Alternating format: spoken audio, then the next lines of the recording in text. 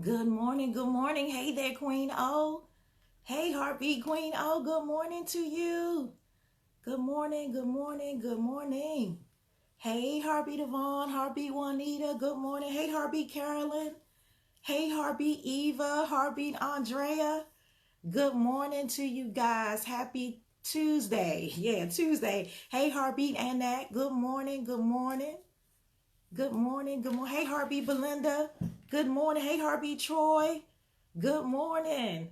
Tremendous Tuesday morning. That's right. Good, tremendous Tuesday morning. Hey, Heartbeat Latanya. Good morning. Good morning. Good morning. Well, hey, Heartbeat Elaine, Heartbeat Donald. Good morning to you guys. Welcome to the Gathering of Hearts. I am Regina Banks, your GPS to wholeness. Good morning, Heartbeat Petra. Good morning. Welcome to the Gathering of Hearts. Good morning, Heartbeat Ebony. Your daily dosage for today is stop being your voice of condemnation. Stop being your voice of condemnation. You know, as we go on in this world and as God wants to move us forward in life, as He wants to bless us, sometimes we're our own voice of condemnation. We continuously beat ourselves up. We continuously blame ourselves for where we are in our lives. Now, granted, some of our decisions did get us where we are. However, God has forgotten about it. God has forgiven us for it. And some of us just need to forgive ourselves and stop being so hard on ourselves. Amen. And so Romans 8:1, the King James Version says this: there is therefore now no condemnation to them which are in Christ Jesus, who walk not after the flesh, but after the Spirit. And so condemnation is this: it's a very strong disapproval, is to pronounce guilty, is to convict, or to doom to hell. So let's read it like this. There is therefore now no strong disapproval, no pronouncing of being guilty, no pronouncing of being a convict, no being doomed to hell to them which are in Christ Jesus,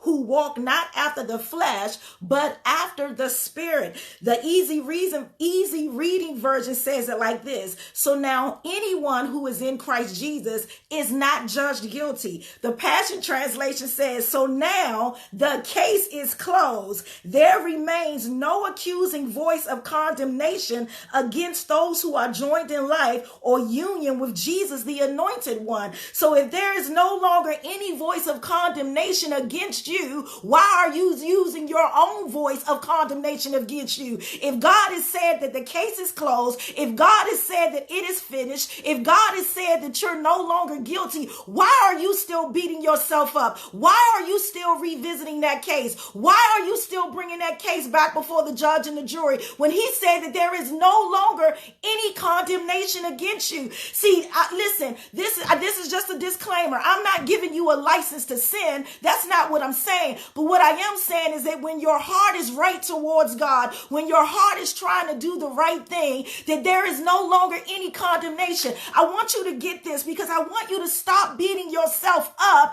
and move on in the things of God. Everybody can relate to this example that I'm about to give. It took time to gain weight. You did not just gain weight all at one time. It was from eating this and eating that. And over time, you begin to gain weight. And so just like over time, you begin to gain weight, it takes time to lose weight. What are you talking about, Pastor G? It's a process. It is a process. We are not going to just boom, stop doing things just like that. If we could, it would have been done already. It is a process. Everything that is happening in our lives, yes, some of them are from the decisions we made, but some of it is just a process that God is taking us through to build our faith. But that doesn't mean that you are to condemn yourself and that you are to be your own voice of condemnation. Get out of your own ear. Learn how to close your mouth sometime. Open up your mouth and give yourself praise. You've got to celebrate the small victories. If you used to be a cusser and you no longer cuss anymore, or you don't cuss as much. You need to give yourself kudos that I don't cuss as much as I used to do. And I know some people might be saying, Pastor G, that's a bad example, but it's a good example, because anytime you can look at your past and say that I'm not that same person that I used to be, I might not be where I want to be, but at least I'm not that person that I used to be, you are doing well. You've got to learn how to pat yourself on the back for the small victories. Here's another example that I want you guys to get, that and so that you understand that the charges against you have been dropped. So stop pleading guilty to stuff. Stop saying I did this. Stop saying I messed up. Stop saying I keep messing up. Stop saying I don't know how I'm going to ever get this right. You've got to begin to speak faith-filled words over yourself and pat yourself on the back for small victories. Here's another example for you. The diamond. All of us love diamonds. Women love them. Men love to give them to women because it shows your love. But there's a process for a diamond. Diamonds are formed more than 90 miles below the Earth's surface. And once they once they're getting from, slow down. Once they have gotten from that surface, the rock is removed and all of the dirt is removed. What does that sound like? We were made from dust. We were made, God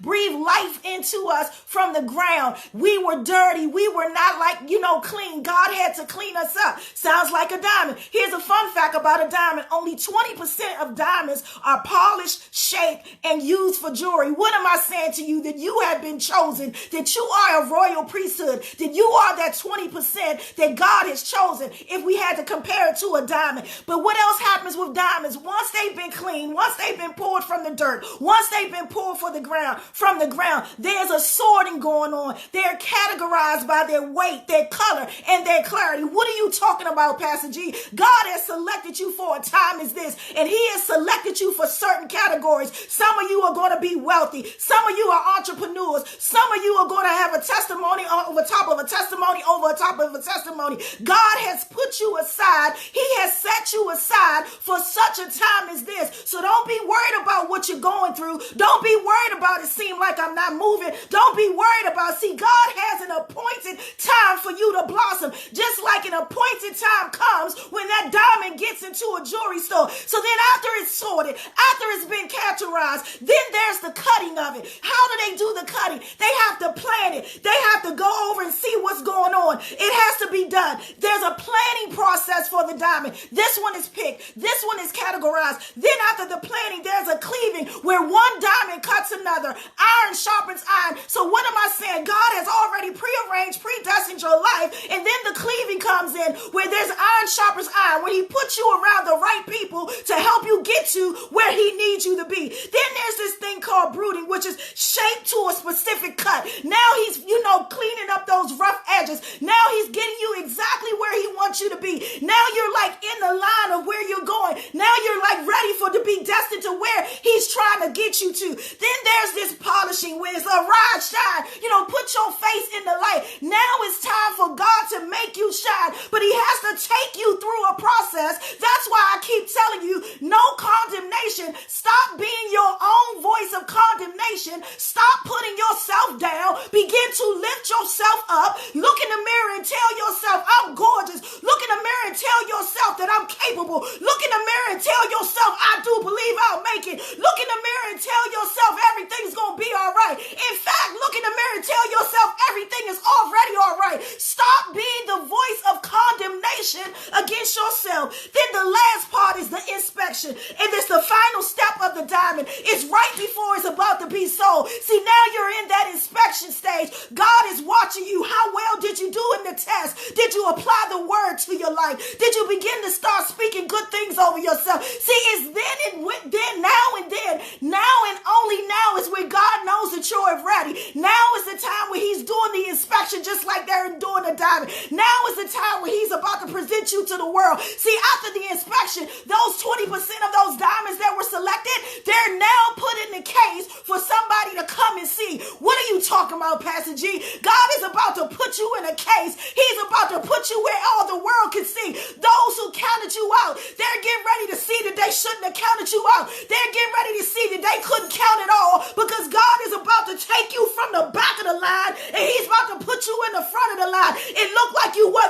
that house, but you gonna get that house. It looked like you wasn't gonna get that spouse, but you gonna get that spouse. It looked like this sickness was unto death, but healing is about to slap you in the face. The doctors are gonna say they don't know what happened because God is about to do something. The winds are blowing. There is a change coming in your life, and you've got to get ready for the change. You've got to get ready to be elevated because it's getting ready to happen suddenly. Something is happening in the kingdom of God, and you've got to be ready for it. God is about to boost you right into the front of the line. God is about to erase your history. God is about to make all things new in your life. Glory to God.